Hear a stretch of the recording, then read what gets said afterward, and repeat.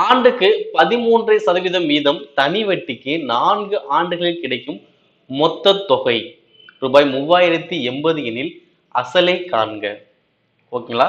So மொத்த தொகை கொடுத்திருக்காங்க, வட்டி வீதம் கொடுத்திருக்காங்க, அடுத்து ஆண்டுகள் கொடுத்திருக்காங்க. சோ என்ன கேக்குறாங்க, அசல் என்னன்னு கேக்குறாங்க. ஓகேவா? இப்ப பாருங்க, மொத்த தொகை கொடுத்து கேட்டாங்க அப்படின்னா முன்னாடியே சொன்னதான், மொத்த தொகை எப்படி கிடைக்கும், அசலையும் வட்டியும் சேர்த்துதான் மொத்த தொகை.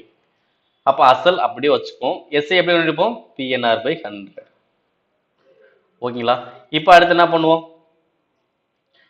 இது கிராஸ் மல்டிப்ளை பண்ணி இதை வச்சுக்குவோமா. அப்ப 100p பிளஸ் பிஎன்ஆர் பை 100 இங்க என்ன இருக்கும், ஏ. 100 எங்க வந்துச்சுன்னா A into 100 equal to 100p plus PNR. ஓகேவா? ஸோ இதுதான் பார்த்தீங்கன்னா ஃபார்முலாவும் உங்களுக்கு இருக்கு. ஓகேங்களா?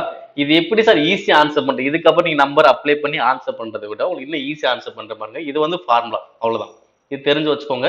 எப்படி சார் ஆன்சர் பண்ண, மொத்த தொகை எனக்கு எவ்வளோ 3080, அதை 100ஆல பெருக்குங்க, சமம் 3080 100ஆல பெருக்கிறேன், சமம் கொடுத்துட்டு அடுத்து என்ன பண்ண போறேன்னா வட்டி வீதத்தையும் இந்த ஆண்டையும் பெருக்குங்க.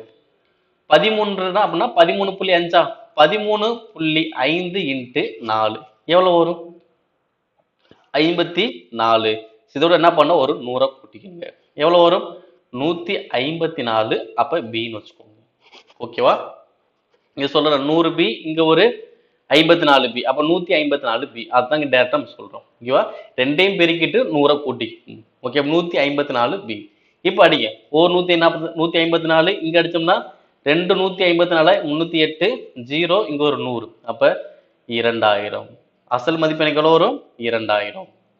Option A. ஓகேங்களா? ரொம்ப சிம்பிள். மொத்த தொகை 100 பெருக்கணும், அடுத்து வட்டி வீதத்தையும் ஆண்டையும் பெருக்கிக்கிட்டு ஒரு 100 கூட்டிக்கணும். அதுதான் அசல் 154b. ஓகேவா? இப்போ ஒரு பி எனக்கு எவ்வளவு வரும், 2000.